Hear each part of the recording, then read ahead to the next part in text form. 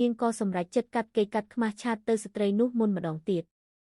មិនហើយបងអើយលុយនឹងសម្រេចថាបងផ្ញើឲ្យប្អូនឬអត់ស្ត្រីនោះមិនចូលមើលឆាតទេប៉ុន្តែនៅបើកអនឡាញធម្មតានាងព្យាយាមឆាតទៅស្ត្រីនោះម្ដងជាពីរដងនិយាយពាក្យល្អៗផងអង្វរផងអីផង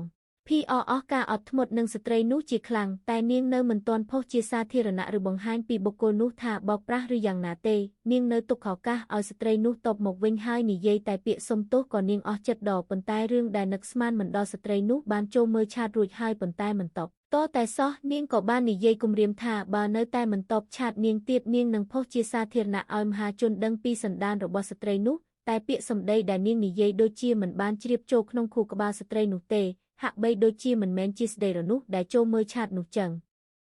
អស់ការទ្រាំនាងក៏បានផុសជារូបសន្លឹកនិងវីដេអូរៀបរាប់ពីការសន្ទនានិងបង្ហាញពីវិក័យប័ត្រនិងការទូទាត់ប្រាក់ព្រមទាំងរូបភាពអីវ៉ាន់ដែលស្ត្រីនោះបានកាម៉ុងទៅលើបណ្ដាញសង្គម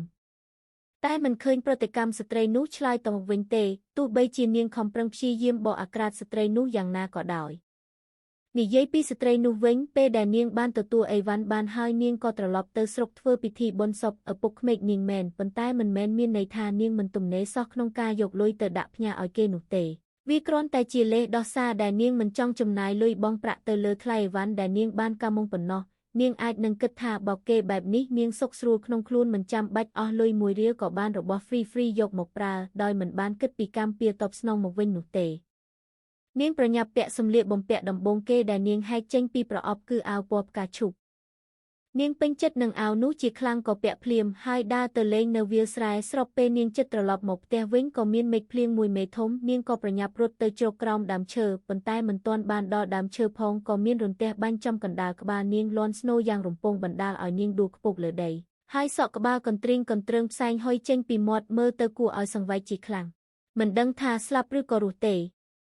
និយាយពី PR វិញនាងសិតជាខ្លាំងព្រោះតាំងពីចេះរកស៊ីមកនាងមិនដែលជួបប្រទះរឿងបែបនេះស្ដាយទឹកចិត្តដែលនាងខំទុកចិត្តលើស្ត្រីនោះខំចាត់ទុកជាបងស្រីសង្ឃឹមថាអាចរាប់អានគ្នាបានទៅថ្ងៃមុខប៉ុន្តែមនុស្សស្គាល់មុខពិតជាមិនស្គាល់ចិត្តពិតមែនសង្គមបច្ចុប្បន្នរឿងបែបនោះគឺពិតជាមានច្រើនមនុស្សបែបនោះក៏សម្បូរណាស់ដែរបំផ្លាញទំនុកចិត្តគ្នាទៅវិញទៅមកមិនអាចរំពឹងលើការរាប់អានគ្នាពិតប្រាកដបានទេ